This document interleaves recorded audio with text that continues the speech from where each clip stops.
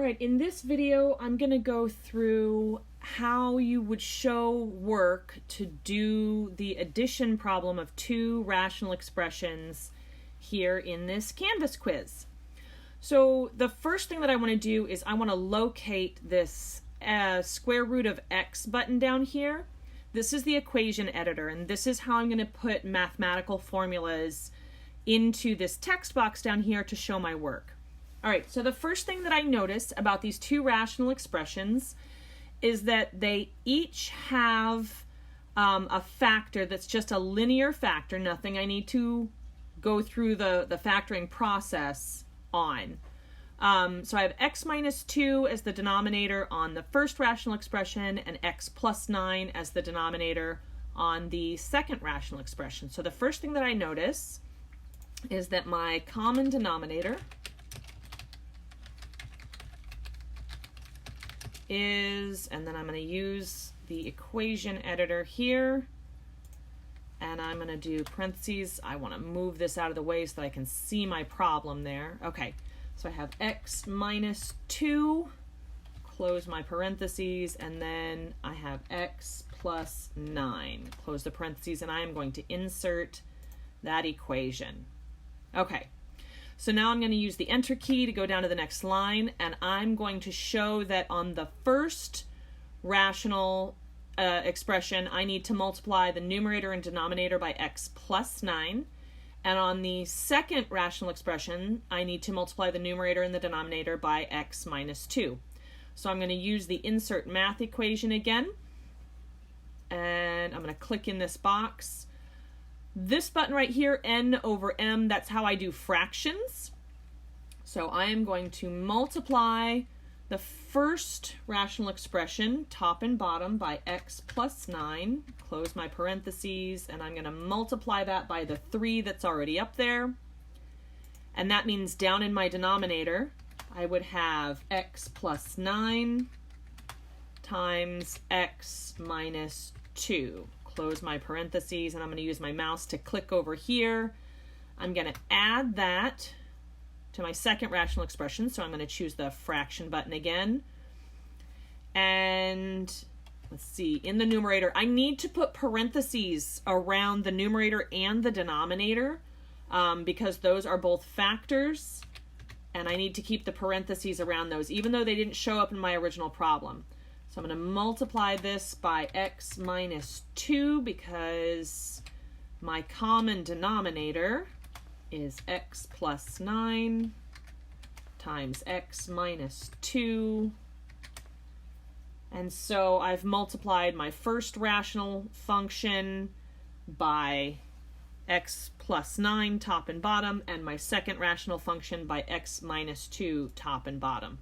Okay, so now I've shown that step of the work. I'm going to use the enter key to go down to the next line, and I'm going to go back to my equation editor here. Since I have a common denominator, I can add those two numerators together.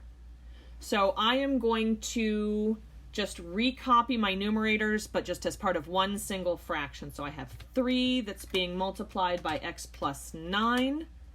And I'm going to add that to the second numerator, which is x minus 4 times x minus 2, all over a single common denominator of x plus 9 times x minus 2. And I will insert that equation now. All right. So now what I need to do, and I can do this on scratch paper off to the side, I don't have to show my distributing since I can't draw arrows and I can't draw a box here. So I'm going to come down to the next line, go back to my equation editor, choose my fraction. When I take that 3 and distribute it to the x plus 9, I get 3x plus 27. When I multiply x minus 4 and x minus 2 together, I used an area model on a scratch piece of paper, and I got x squared, so I'm going to choose x. To get the squared, I push this button up here that says SUP. That'll let me put the squared in. but then I need to use the arrow key, the over arrow key, to show it that I'm done putting in the exponent there. So I got x squared minus 6x plus 8. And then I need to not forget my denominator here, x plus 9, x minus 2, and I can insert that equation. Now I need to combine my like terms, so again I'm going to go down to a new line. I'm going to choose my equation editor here. I'm going to choose a fraction. I'm going to combine my like terms, and I'm going to put this in decreasing order. So highest power first, that would be my x squared. I only have one of those. There's no like terms for the x squared. So I'm going to put x squared here and then use my over arrow key. I had a positive 3x and a negative 6x. Those are like terms. When I combine the the positive 3x and the negative 6x, I get negative 3x. And then I had a positive 27 and a positive 8. When I combine those two together, I get positive 35 all over my denominator. It's really important that you not forget to recopy the denominator each time. All right, I insert that.